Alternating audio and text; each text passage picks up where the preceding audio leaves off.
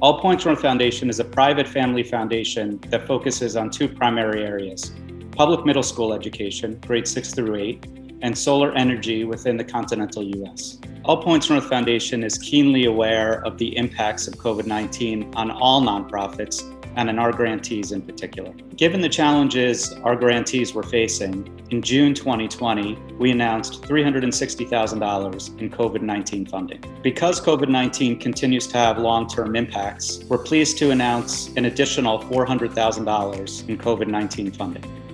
What we're very excited about is that this COVID-19 funding is not focal area dependent or specific. This allows our grantees the flexibility to address the broader needs of their organizations. We know our educational system is inequitable. The access gap in Black and brown communities is real, and COVID-19 amplified those inequities. We won't know the long-term impacts of COVID-19 right now. However, we know the short-term impacts.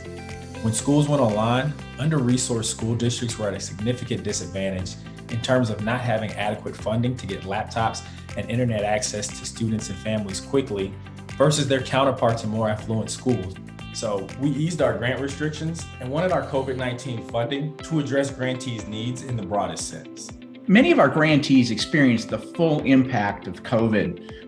Supply chain for the equipment and the installations we do, and manpower shortages impacted implementation.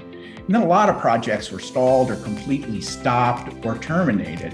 A lot of our Native American lands that are recipients of our grants were closed to outsiders due to COVID protocols. And then many of our grantees provide on-site training and education in the solar sector, and that in-person training actually had to stop.